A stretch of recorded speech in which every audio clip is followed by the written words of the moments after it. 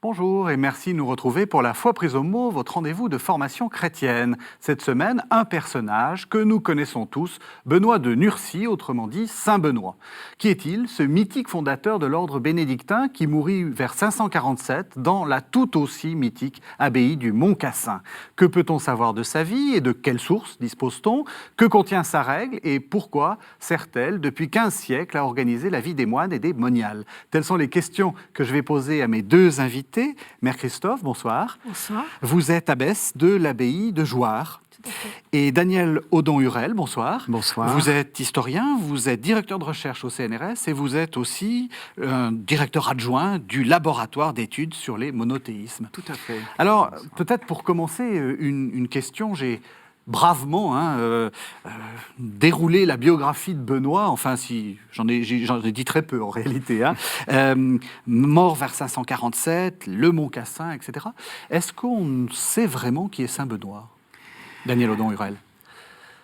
Saint Benoît, c'est un personnage très particulier parce que, comme pour beaucoup de saints de cette époque-là, on a en général très peu de sources. Et souvent, on a une source de type hagiographique, c'est-à-dire une vie de saint. Une vie de saint, tout simplement, qui répond à un genre littéraire, à une écriture précise. Et pour Saint Benoît, on a un texte tout à fait extraordinaire, qui est le deuxième livre des dialogues de Grégoire le Grand. Et ce deuxième livre des dialogues de Grégoire le Grand s'insère dans 4 livres des dialogues de Grégoire le Grand. Ces 4 livres, pour les autres livres, donnent un certain nombre d'histoires de vie de saints de l'Italie des environs de cette époque-là, c'est-à-dire Grégoire le Grand écrit en 593 à peu près, c'est-à-dire quelques décennies après la mort de Benoît, et à un moment où les Lombards ont depuis une quinzaine, vingtaine d'années ont détruit le Mont-Cassin, c'est-à-dire qu'ils recueillent en fait ils recueillent des témoignages directs ou indirects, et peut-être directs aussi, il y en a manifestement, ils recueillent cela, et alors pourquoi il accorde à Benoît un livre entier et non pas un chapitre d'un livre, c'est toute la question. Et ça, grâce à lui, ça construit dès le départ une figure très particulière. Une figure très particulière. Et dans ce livre des dialogues, il y a un chapitre vers la fin où il dit juste que Benoît a écrit une règle des moines. C'était pas le centre. Voilà. C'est pas le centre du tout. C'est très intéressant. C'est pas le centre du tout. C'est pas le centre du tout. Et de fait, après toute l'histoire de la transmission de Grégoire le Grand et de ce livre des dialogues autour de la vie de Benoît, ça va être la vie, donc le deuxième livre des dialogues, et la règle, conjointement, souvent lus ensemble, transmis ensemble, réédités ensemble, réécrits, etc. Voilà. On est un peu dans... ça construit une figure. Dès le départ, en fait, la figure est posée. Alors, il y a eu des polémiques, d'abord sur est-ce que Grégoire le Grand était véritablement l'auteur des dialogues. Mais ça, je crois que c'est complètement admis maintenant. Et certains sont allés juste demander est-ce que Benoît a vraiment existé. Voilà. Mais le fait même d'avoir rédigé, d'avoir consacré autant de place, autant de pages à une figure, évidemment, penche, et puis par certains aspects même du texte, évidemment, et d'une insertion dans l'histoire, que certains passages de cette histoire montrent bien, prouvent vraiment que l'existence de Benoît ne fait, à mon avis, pas du tout de doute. Mais voilà. Alors, Mère Christophe, est-ce que ça vous dérange ce que vient de dire Daniel Audon-Hurel? C'est-à-dire, est-ce que vous aussi, pour vous, la règle c'est Saint Benoît est la règle, mais finalement, la biographie de Saint Benoît vous intéresse moins que la règle? La biographie m'intéresse parce qu'elle met en musique la règle d'une certaine façon, d'une façon hagiographique. Mais l'idée que Benoît soit une figure, je m'y retrouve tout à fait. Parce que ça ne retire rien, j'allais dire presque au contraire, à la densité de ce personnage, entre guillemets, qui devient une espèce de type une espèce de type dans une époque, dans une culture, etc., de vie monastique qui nous est donnée, et puis à nous de créer la musique pour aujourd'hui, quoi. Mais voilà, en fait, pour moi, ça ne me gêne pas du tout d'imaginer que c'est une figure dans tous les sens du mot, quoi, dans le grand sens du mot, on peut dire. Voilà. Oui, d'ailleurs, vous le savez mieux que moi, mais les épisodes de la vie de Benoît, les miracles, la mise en scène de toute cette histoire-là renvoie sur des choses très matérielles, sont des véritables illustrations de la règle. C'est-à-dire qu'on a l'impression que Grégoire avait la règle sous les yeux quand il a exposé la vie de Benoît. Voilà, il y a des tas de faits de la vie quotidienne, il y a autour des éléments autour de l'obéissance, autour de la propriété, la désappropriation, il y a la confiance, enfin, il y a plein de choses qui font que finalement la vie est une sorte d'illustration de la règle, ou la règle, enfin je ne sais pas, les deux. Y compris le fait qu'à la fin de sa vie, il a manqué d'être empoisonné par ses frères. Au début. Deux fois. C'est des choses qui risquent de vous arriver. Une fois par la boisson, une fois par la nourriture. Donc c'est très très dangereux de manger avec ses frères ou ses sœurs. Ça permet d'ailleurs de montrer que Benoît, à travers, en tout cas le premier empoisonnement, c'est que sa première tentative de vie cénobitique est un échec. Tout à fait. En fait, c'est un échec. On vient le chercher, une communauté en crise, on va dire, de gouvernance, je pense, qui n'arrive pas à trouver un supérieur, vient le chercher. Alors il dit j'y vais pas. Lui, il est ermite. J'y vais pas. Il finit par dire oui, j'y vais. Et puis finalement, tentative d'empoisonnement, ça ne fonctionne pas. Et il dit, c'est très bien comme ça, je rentre dans ma solitude, débrouillez-vous tout seul. Quoi. Et il y a un très beau commentaire de Grégoire à ce moment-là en disant, mais est-ce qu'on a le droit d'abandonner une responsabilité ? Oui. Et du coup, il cherche un exemple dans l'Écriture, et ça aussi c'est très intéressant, les ponts avec l'Écriture, en disant, mais Saint Paul, il a fui Damas dans un panier, et donc pourquoi est-ce que Benoît ne partirait pas de ce monastère de Vicovaro où vraiment il ne pouvait rien faire, quoi. Alors, c'est pas forcément un credo pour les abbés ou abbesses qui sont en charge, mais pouvoir dire là c'est plus possible, je crois que c'est important. Quels sont les grands épisodes, faites-nous quand même si c'est de la légende dorée, les grands épisodes de la vie de Saint Benoît, parce que tous les téléspectateurs ne les ont pas forcément en tête. Qu'est-ce qui si vous aviez à raconter votre vie de Saint Benoît, qu'est-ce que vous raconteriez ? Je pense que je commencerai par le début de la composition de Grégoire. Je vous rejoins. Donc un jeune qui va faire des études à Rome, et qui sent le besoin d'une distance par rapport à une société qui est très déconstruite quand même à l'époque. Donc il va dans un village à côté avec une nourrice ou femme nourricière, bienfaitrice, il y a plusieurs traductions, voilà. Et puis il vit là dans une paroisse, dans une église, tout seul avec cette dame et les gens du coin. Les gens du coin lui prêtent un crible pour qu'elle puisse donner à manger à Benoît. Ce crible se casse, Benoît le répare. Alors Benoît devient quelqu'un d'extraordinaire. Il s'en va. Donc Benoît, c'est un migrant. Oui, Benoît, c'est un migrant. Il bouge sans arrêt. Donc, il part au désert. Là, c'est un moine qui va le nourrir. Donc, il est dans une grotte pendant longtemps. Le moine le nourrit tous les jours en prenant sur sa propre ration. Donc, ça veut dire qu'il y a une vie monastique avant lui. Oui, ça on va le moine fait ça à l'insu de son abbé. Là, je ne sais pas comment il faut lire ça, mais bon. Et puis là, c'est très très intéressant. Apparemment, il va finir sa vie comme ça. Et non, il y a un prêtre, donc c'est l'Église qui intervient, qui vient le jour de Pâques lui dire, mais c'est Pâques aujourd'hui, on mange ensemble. Donc, vous voyez, la vie monastique et la vie paroissiale qui se nouent, là, on mange ensemble. Et puis, à partir de ce moment-là, Benoît est connu. Donc, c'est comme ça qu'il est appelé dans ce monastère dont on parlait à l'instant, et puis qui est un échec. Il revient à sa solitude. Et là, petit à petit, les gens le connaissent comme tous les moines. Ça, c'est un topos de la vie monastique. Oui. Plus ils sont solitaires, plus il y a de monde qui vient. Ça, voilà. C'est Saint Solitude Antoine, et communion, c'est ça. Oui. Et donc, à la différence de Saint Antoine, qui lui s'enfonce toujours plus dans la solitude, là, Benoît va accepter de fonder des monastères. Et donc, autour de Subiaco, son lieu de solitude, il fonde 12 communautés.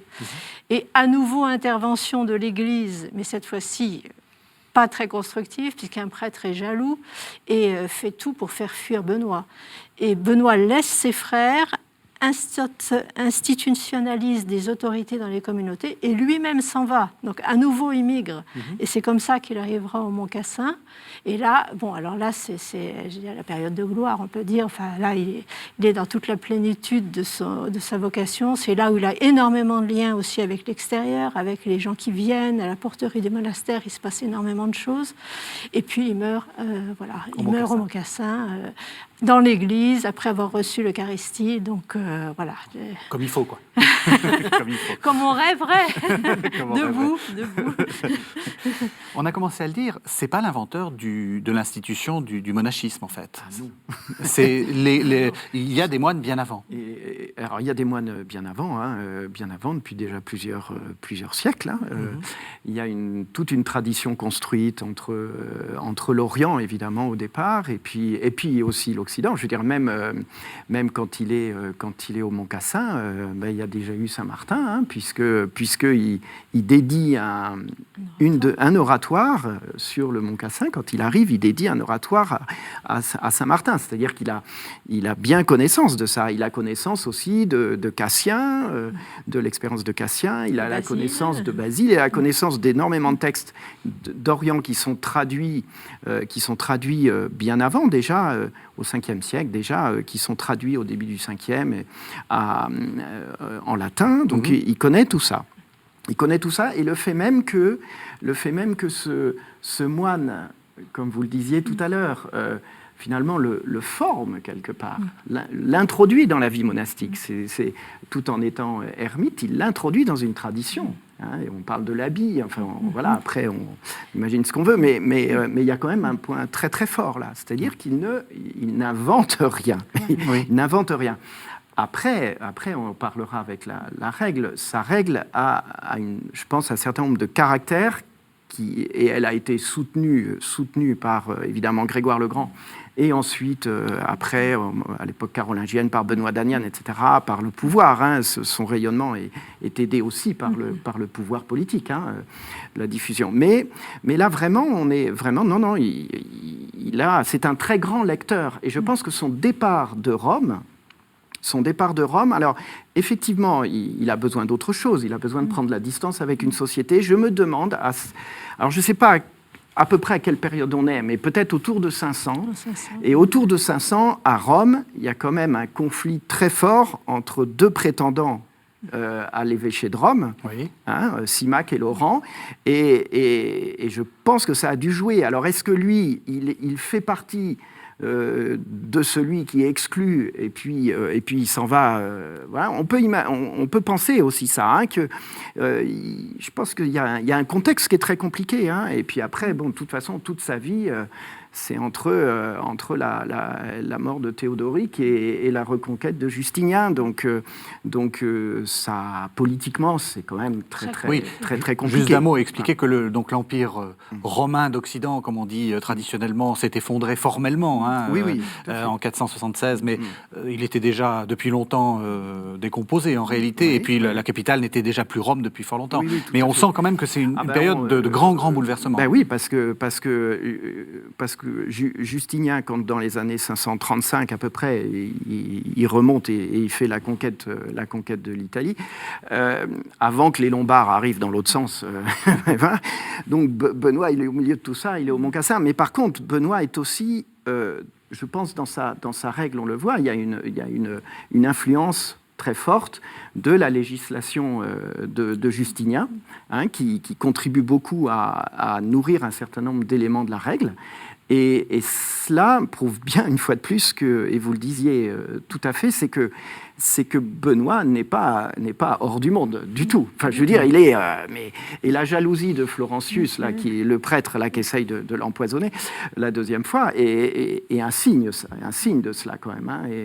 Et voilà, enfin, je pense vraiment, là, il y a des choses... Mais justement, ça, c'est très intéressant. Est-ce que vous vous sentez hors du monde? Parce que est-ce qu'il n'y a pas une sorte de fiction de dire le monastère est en dehors du monde, il y a du monde partout. Ils viennent vous voir tout le temps, non? Tout à fait, il y a du monde partout. Et puis, chacune de nous, des moines, arrive du monde, entre guillemets. Donc, il amène sa culture originelle, et quelquefois même sa culture d'un autre pays, déjà sa culture de société et sa culture d'un autre pays.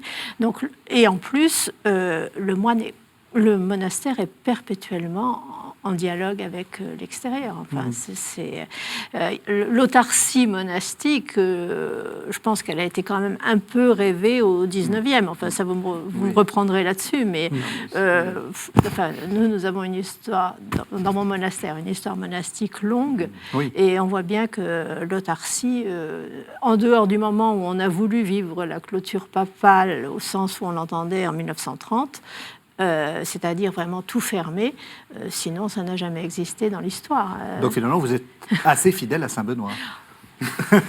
Dieu seul sait. Mais Saint-Benoît a pour lui, je pense, une très grande palette de possibilités d'adaptation. Ça, c'est important. Et donc, il peut s'adapter, on le voit bien, dans des pays d'Afrique, dans des pays d'Asie, dans des pays étonnamment, parce que c'était quand même un latin, un méditerranéen. Enfin, il y a beaucoup de choses qui sont typiquement du lieu, quoi. Il est question d'huile, il est question de vin, il est question de choses comme ça qui sont pas les mêmes critères ailleurs, les mêmes. Mais il n'empêche que c'est ça qui est exceptionnel. Enfin, qui pour moi me parle beaucoup, c'est un latin, vraiment latin dans sa culture, et qui parle très très largement, quoi, et qui parle aux gens qui viennent nous voir, qui n'ont pas du tout notre vie. Donc, oui, puis il y a même des éléments très, très précis. La question, quand il parle de l'habit, du vêtement et du choix, etc., et c'est en fonction des lieux et des latitudes, en fait. C'est qu'on a l'impression que, il faut que ça soit sobre, il faut que ça soit ce qu'on peut trouver le plus couramment. Etc. Mais évidemment, ce qu'on va trouver le plus couramment à Rome et maintenant en Afrique n'est pas la même chose. Donc, ce qui explique aussi ces variations-là. La même chose pour l'office divin. Il passe 10 chapitres à se travailler les méninges, je dirais, un peu vulgairement, pour dire, alors on va mettre tel psaume, nanana.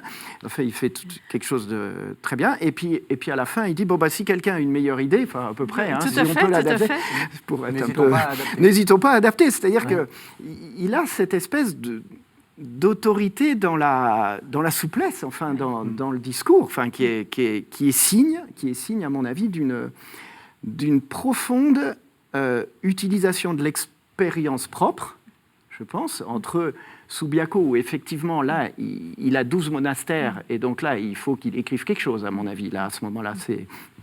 Mais, et puis qui se poursuit après, donc l'expérience, de déléguer aussi, je pense, l'expérience et les lectures, et puis une très, très forte, à mon avis, il y a une dose d'humanisme chez lui, de rapport à l'humanité qui est très très fort.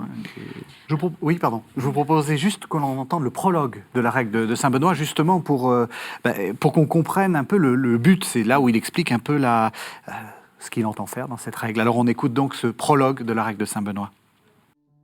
Nous allons donc constituer une école où l'on apprenne le service du Seigneur. Dans cette institution, nous espérons ne rien établir de rude ni de trop pénible. Si pourtant, guidés par un motif d'équité, nous allons jusqu'à imposer un peu de rigueur pour corriger les vices et conserver la charité, garde-toi de fuir aussitôt, pris de terreur, la voie du salut dont l'entrée au début est nécessairement étroite. En effet, à mesure que l'on avance dans la vie religieuse et dans la foi, le cœur se dilate et l'on se met à courir dans la voie des commandements de Dieu avec une ineffable douceur d'amour. Ainsi donc, ne nous écartant jamais de son enseignement et persévérant en sa doctrine dans le monastère jusqu'à la mort, participons par la patience aux souffrances du Christ, afin de mériter d'avoir part également à son règne. Amen. Alors ça, je trouve ça assez formidable, si je puis me permettre. On va rien établir de rude et trop pénible, mais on est guidé par un motif d'équité, on va corriger les vices, etc. On sent que l'idée, c'est l'équilibre. On sent que c'est vraiment... Est-ce que c'est vraiment ça? Je pense, c'est ça qui est intéressant, c'est qu'il y a l'élan, il y a quand même... Il y a le voilà, il chemin. faut y aller. Il y a le faut y aller. chemin. Hein. Oui. Si on veut, on y va. Oui. Il faut y aller. Et en même temps, Benoît sait, de son époque et puis de toujours, que les gens ne sont pas si costauds que ça, quoi. Oui. Donc, il faut prendre acte qu'on est fragiles tous et que, il va essayer de faire quelque chose de pas trop raide, tout en disant il faut quand même y aller. Donc, Oui. cette espèce de... Ça fait partie de ce qui est le plus délicat, à mon sens, dans la vie monastique. C'est comment stimuler sans décourager et comment quand même calmer le jeu dans certains cas, sans non plus devenir n'importe quoi. Donc c'est assez subtil. Enfin, je pense que... Cette métaphore-là de la course qu'on trouve déjà chez saint Paul, c'est important pour vous? C'est-à-dire que la vie spirituelle, c'est avant tout un chemin? Ah, c'est un chemin, c'est sûr. Et la vie de Benoît, quand je disais c'est un migrant, on est appelé à cette migration. Enfin, le début du prologue, c'est écoute et prends le chemin. Donc, c'est vraiment un chemin. C'est pas du tout un état. Oui. Quand on parlait autrefois D'un de état l'état de vie, mais Oui. non. Enfin, c'est un chemin de vie, quoi. Voilà, je pense que c'est plus juste. Oui. Vous voulez dire quelque chose, Daniel Legendre?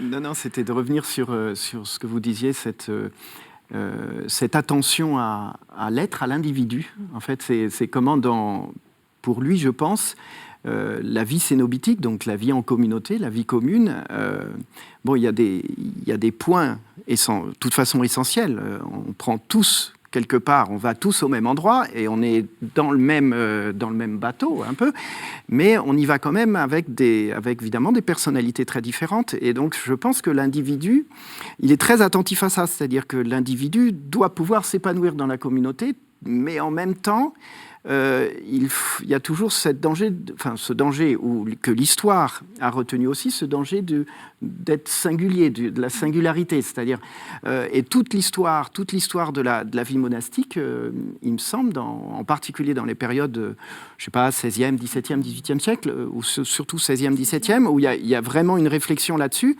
c'est comment, par exemple, pouvoir pratiquer certaines austérités, parce que c'est quand même une période où la notion d'idéal monastique est aussi liée à une forme d'ascèse plus forte que dans le monde, oui. C'est quand même quelque chose d'important. Et comment autoriser finalement une ascèse jusqu'à tel point, mais il ne faut pas rompre avec la communauté et vivre en même temps son chemin. Donc il y a, je pense, beaucoup de... La règle est très, très très précise là-dessus, je trouve. Elle met des garde-fous, elle est très riche, je pense, sur cette prise en compte de l'individu dans le collectif. J'ai le sentiment. Je pense que c'est tout à fait juste. Enfin, là, sur cette période, là, vous dites 16e, 17e, dans ma communauté, on a connu, au 16e, les sœurs avaient chacune leur appartement, leur domestique, leur vaisselle, voilà. Elles vivaient quand même là, pieusement, entre guillemets. Mais bon. Et ça a été toute la réforme du XVIIe de revenir à des choses ensemble. Et la dernière chose qu'on a pu mettre en commun, c'était le repas. Oui. C'est intéressant. Ah oui, c'est intéressant. Oui. Parce que, mais ce que j'aurais voulu dire aussi par rapport à ce que vous disiez, c'est que l'attention aux personnes et l'attention au fait qu'une personne est en chemin. Donc elle peut avoir une période de désespoir, de dépression, de tout ce que vous voulez, et puis une période d'enthousiasme, voire même d'excitation. Donc, non seulement il faut respecter les personnes, disons, transversalement, mais aussi dans le trajet de chaque personne. Et ça, dans la règle, il y a tout à fait les éléments pour essayer de le faire le mieux possible. Mais... C'est intéressant ce que vous avez dit sur, justement, ce XVIe siècle où, effectivement, c'était plutôt des gens d'un certain niveau social qui rentraient dans les monastères et donc qui étaient habitués à une certaine vie. On a l'impression, on a l'illusion que la règle impose finalement un mode de vie commun et que chaque monastère, c'est la même chose, puisqu'on est sur la même règle. Je vous vois dire « ah non ». Justement, je crois que c'est ça qu'il faut aussi expliquer. Vous adaptez en permanence. Une abbesse et un abbé s'est chargé aussi de commenter la règle. Vous adaptez en permanence la règle. Comment on arrive à faire de l'unité et aussi autant de diversité ? C'est tout un art où on se sent souvent bien pauvre, parce que c'est très délicat. C'est peut-être je ne sais pas s'il faut dire ça, parce qu'on ne vit toujours qu'à l'époque où on vit soi-même, hein.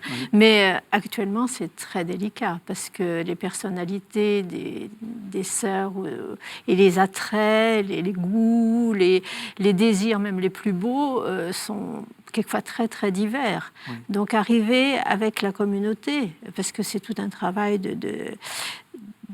d'échange, dessiner ensemble une ligne dans laquelle on sera bien pour vivre notre règle de vie, quoi. Donc, mais c'est vrai que ça, c'est différent suivant toutes les cultures. Là, je pense à un monastère au Burkina où...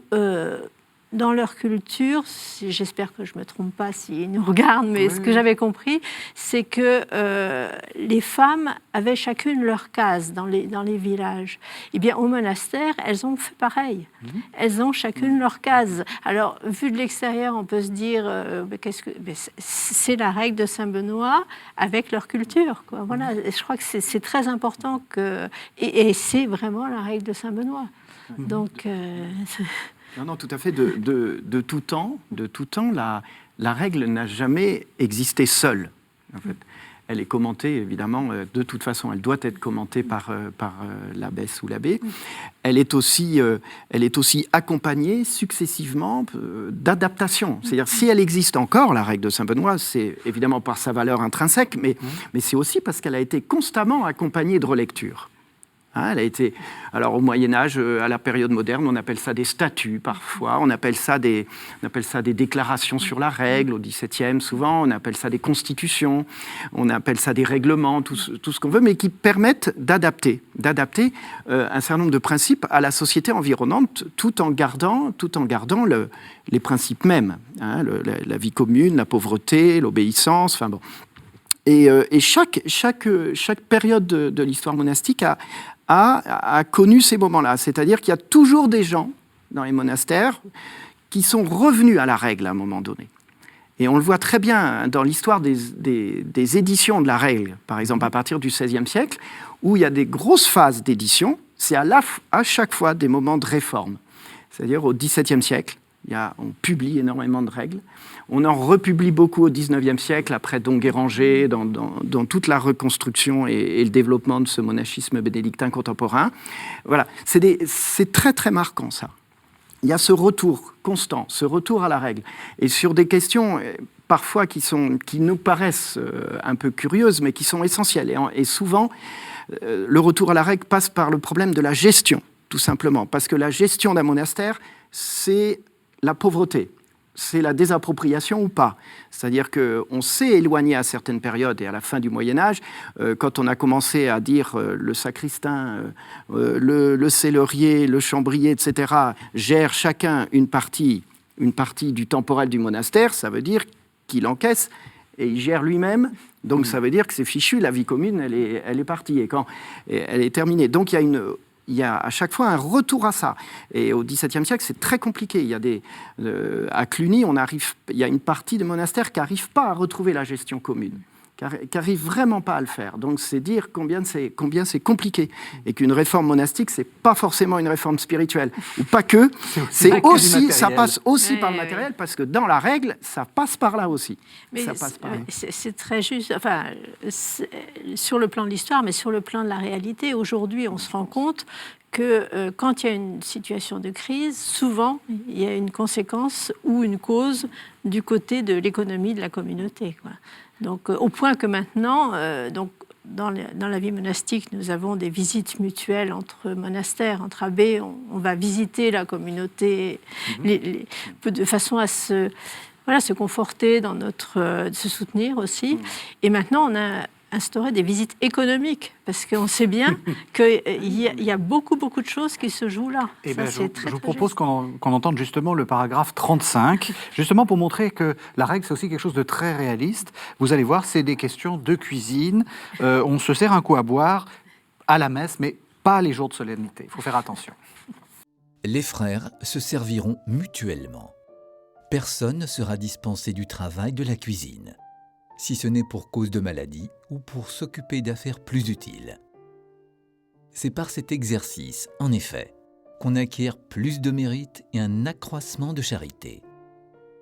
On donnera des aides à ceux qui sont faibles, afin qu'ils n'accomplissent pas cette tâche avec tristesse. Tous auront ainsi des aides, selon que le demandera l'état de la communauté ou la situation du lieu.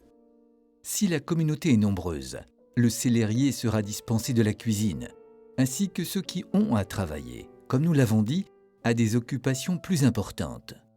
Tous les autres se serviront mutuellement avec charité. 1 heure avant le repas, les serviteurs de semaine recevront chacun, en plus de la portion ordinaire, un coup à boire et un morceau de pain, afin qu'au moment du repas, ils puissent servir leurs frères sans murmure et sans trop de fatigue.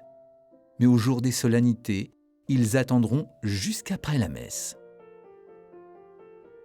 Voilà, alors je ne sais pas si à Jouarre, vos sœurs se servent un coup à boire. C'est la traduction de Maretsu, des moines de Maretsu, donc elle est un peu assez actualisée, c'est du latin un petit peu actualisé. Je ne sais pas si on se sert un coup à boire, mais ce que je trouve très intéressant, c'est cette idée, voilà, on règle, y compris des choses très très concrètes, et aussi, en même temps, c'est des choses assez centrales, la question du repas. Tout à fait, parce que c'est évident que... il y a un mythe de la vie monastique où, en gros, on ne mange pas, on prie toute la journée, on ne travaille pas non plus d'ailleurs. Donc, mais non, on vit vraiment, quoi. Et du coup, c'est presque autant plus exigeant parce qu'il faut que ce chemin monastique, on l'imprime même dans notre façon de vivre des choses banales comme le fait de manger et de faire la cuisine. Et ce qui est très intéressant et qui n'a pas toujours été vécu dans la vie monastique, c'est ce que dit Benoît, c'est tous feront le service de la cuisine. Oui. Donc la cuisine, ça veut dire la cuisine et les repas. Hein, c'était un seul...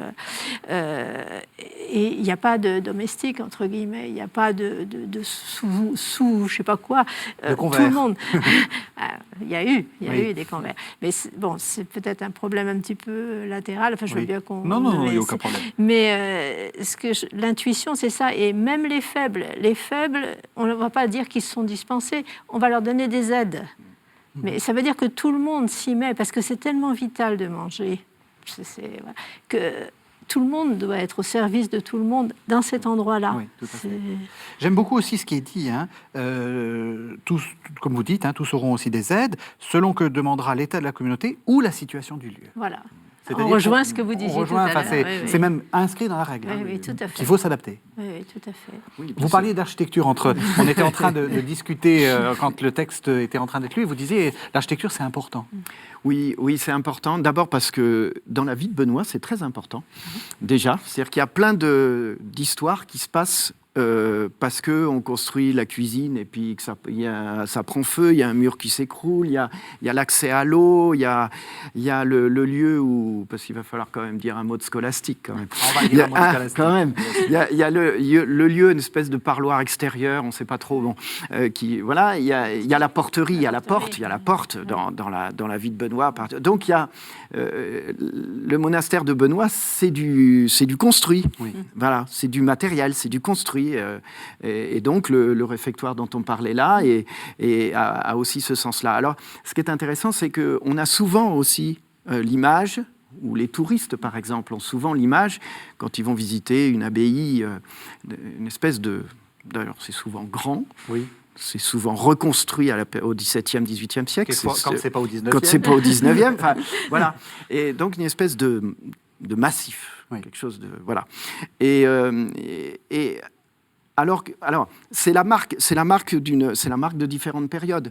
Et on sait très bien qu'à l'époque, à certaines époques, par exemple au XVIe, avant les réformes du XVIIe siècle, quand les moines vivaient dans des appartements séparés, donc ils n'utilisaient plus le réfectoire commun, ils n'utilisaient plus le dortoir, et ils s'étaient construits des petites maisons.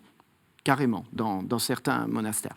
Et au XVIIe siècle, en France en particulier, mais on pourrait adapter ça, je pense, partout quand on a une grande échelle de temps, eh bien, on s'est dit, il faut réutiliser ces lieux, parce que le réfectoire, le chapitre, l'église évidemment, mais surtout le réfectoire, le dortoir, ce sont des lieux qui signifient la vie commune.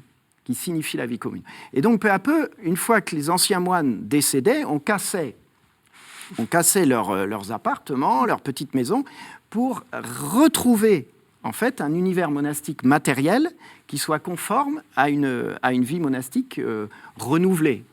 Alors après, à chaque période, a son caractère architectural, parce que comme ce qu'on dit depuis le début, c'est évidemment le moine, il vit dans une société, il vient et donc quelque part, son monastère ressemble à la vie qui l'entoure. C'est important. Vous aviez dit quelque chose d'assez intéressant tout à l'heure quand on parlait du commentaire de la règle. Vous avez dit oui, alors il faut avec la communauté essayer de la faire aller quelque part, etc. Mais vous êtes abbesse, vous commandez.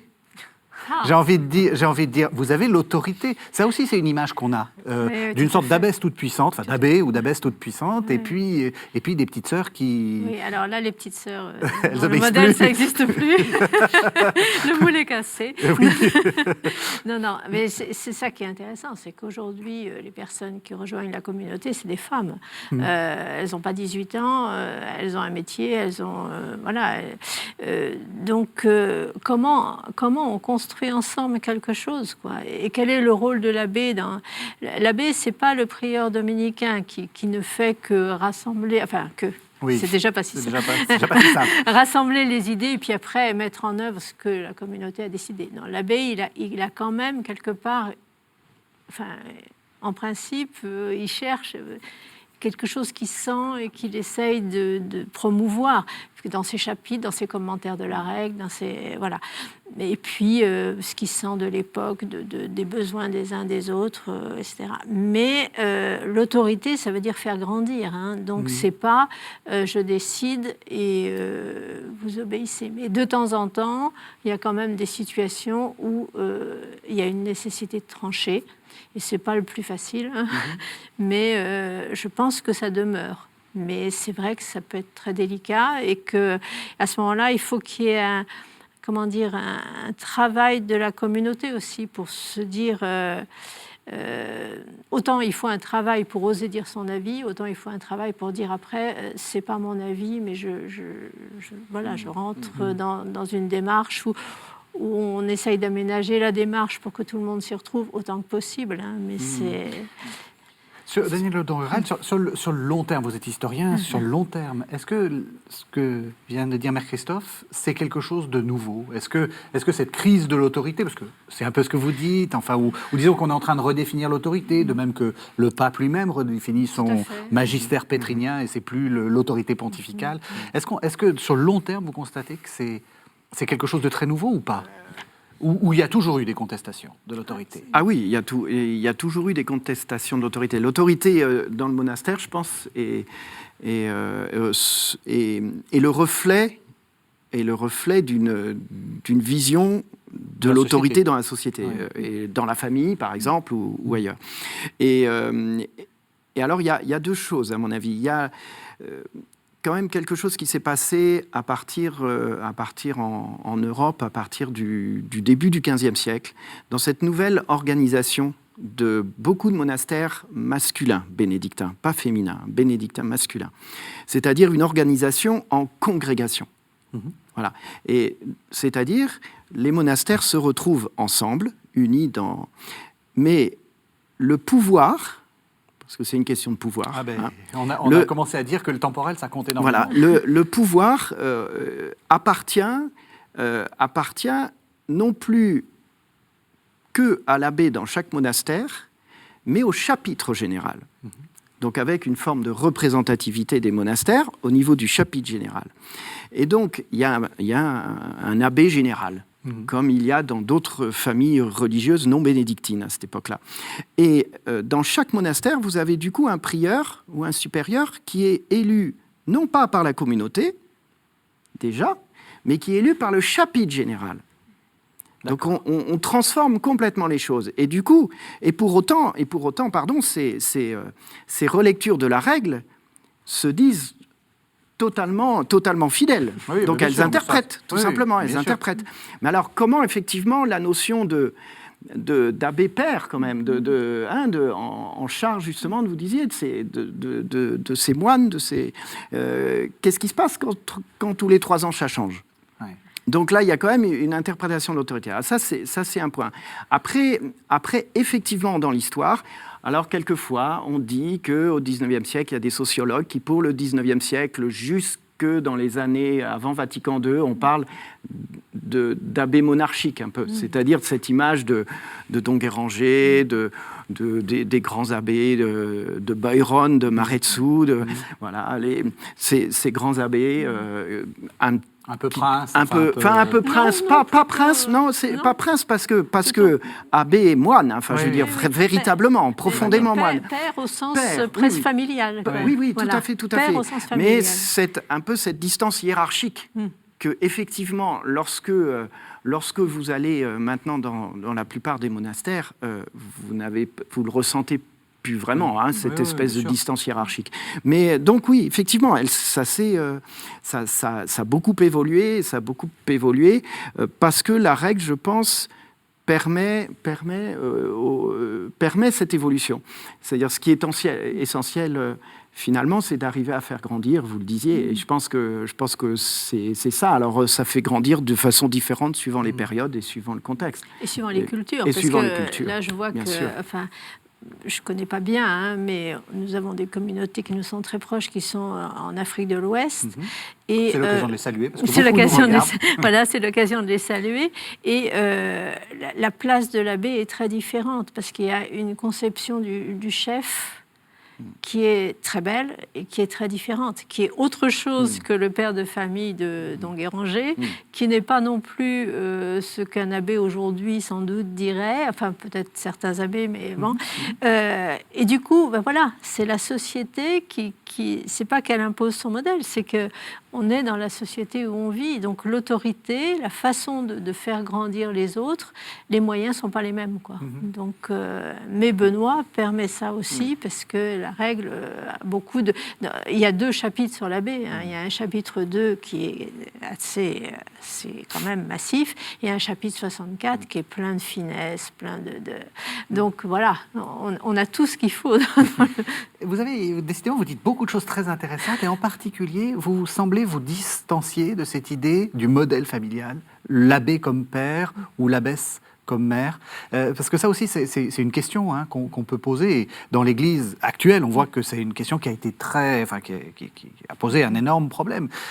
Vous sentez pas la mère de toutes vos sœurs, et vous mélangez pas autorité, j'allais dire, sur le temporel et autorité spirituelle? Vous essayez de faire attention de ne pas trop mélanger? De toute façon, le temporel, j'ai une cellérière qui le gère. Et je ne suis pas... Bien sûr, finalement, s'il y a un emprunt, quelque chose, je signe. Mais c'est elle qui a négocié. Vous vous occupez aussi des questions de robinet, j'imagine.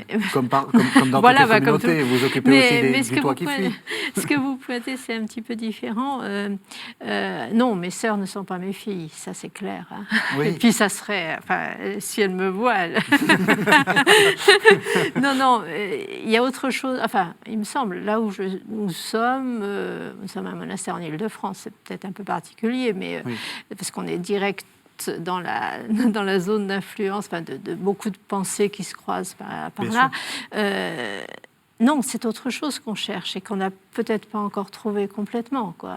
Nous sommes sœurs, ça c'est clair. Je suis une sœur à qui elles ont demandé de tenir ce rôle dans la communauté pendant un temps, parce que maintenant on essaye que ça bouge, ça voilà, tourne. mais quand même avec une certaine durée. Parce que les mandats, comme vous disiez, c'est complètement autre chose d'être prieur pendant 3 ans ou 6 ans, ou de ne pas avoir un butoir immédiat, quoi. Donc voilà. Mais il y a quelque chose qui se cherche là-dessus. Comment on est sœurs parmi ses sœurs, et ça c'est franchement vrai, parce que d'abord on a été sœurs dans la communauté, donc on n'est pas tombé du ciel comme ça.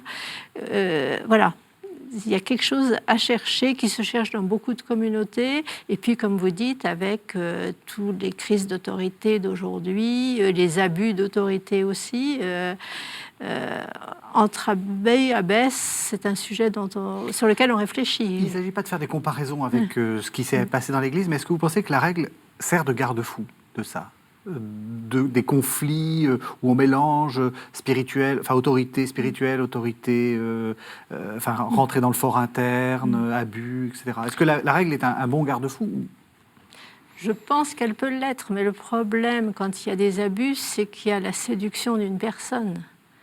Et là, à partir du moment où une personne vous séduit, vous perdez votre capacité même de référence à la règle. Enfin, je veux dire, je ne sais pas comment expliquer ça. C'est clair. Donc, tout en vous disant que vous êtes parfaitement fidèle à la règle. Et voilà, et c'est ça. Si le séducteur ou la séductrice vous dit « mais c'est ça le sens de la règle pour aujourd'hui », vous êtes pris.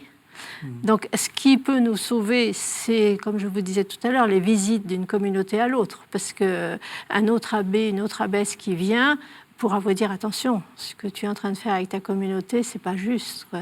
C'est pas ajusté, c'est ça qui peut. Mais la règle en tant que telle, c'est pas un texte qui peut lutter contre une séduction, je pense.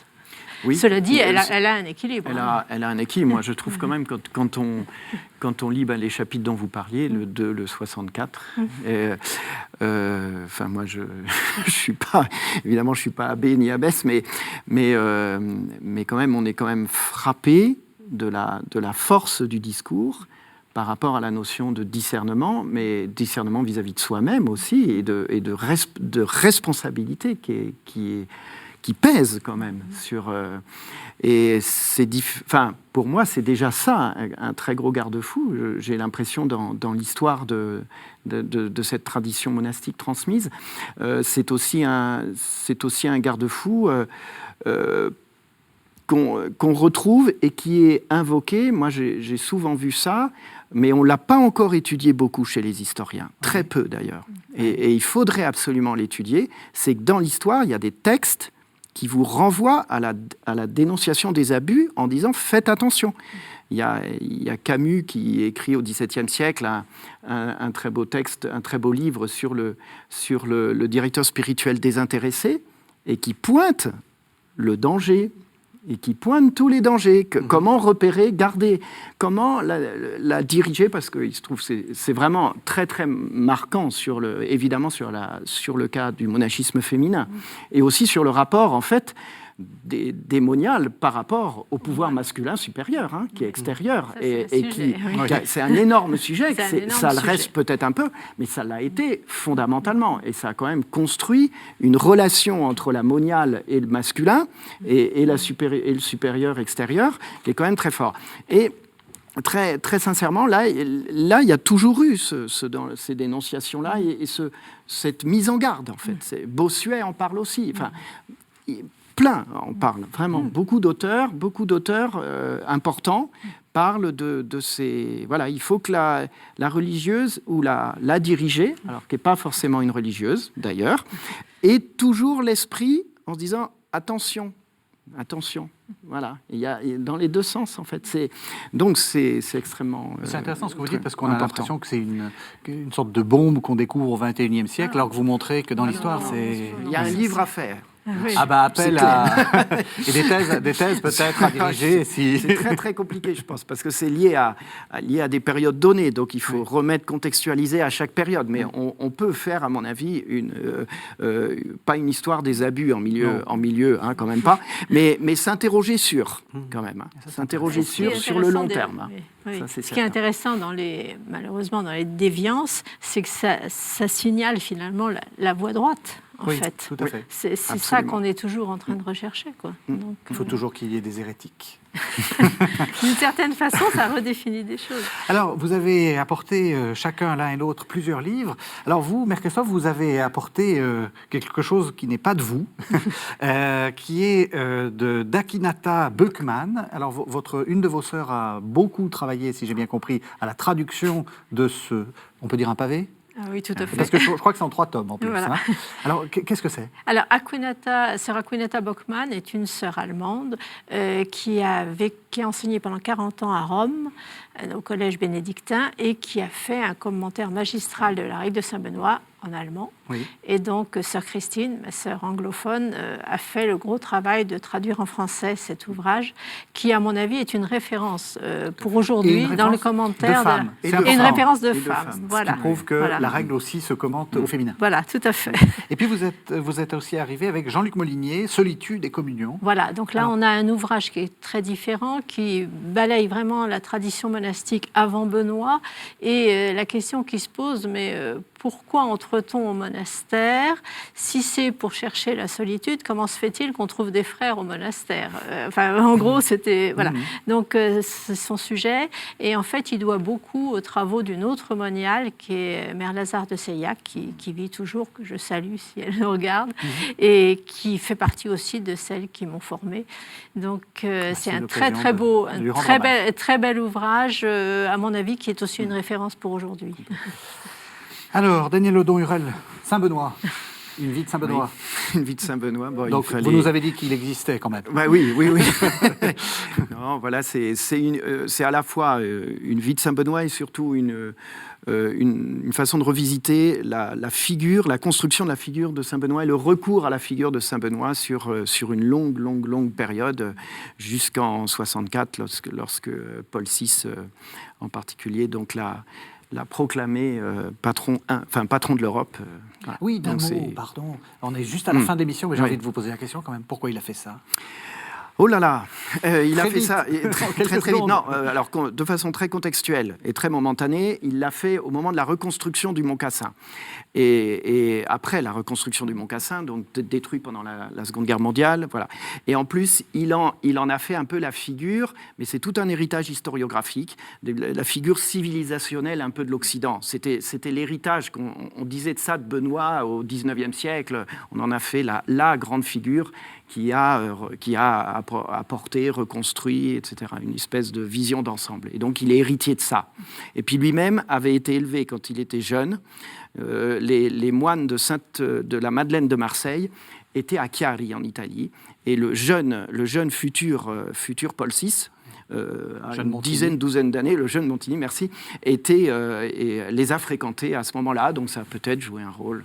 Donc Saint-Benoît chez Perrin, et puis alors très rapidement, une somme là aussi, très vite, parce qu'on est vraiment à la fin de l'émission. Alors c'est un commentaire historique de la règle de Saint-Benoît qui réunit à la fois un petit peu un éclairage à la fois de religieux, de moines, et puis d'universitaires, chapitre par chapitre sur toute la règle. Voilà, voilà. Les Bénédictins, aux éditions Robert Laffont. Et qui doit beaucoup à Quinata Bockmann aussi et au père de Vaugué. Encore hommage. Voilà, merci de nous avoir fait découvrir Saint-Benoît. Merci de nous avoir écoutés. Vous pouvez retrouver cette émission sur www.ktotv.com. À la semaine prochaine.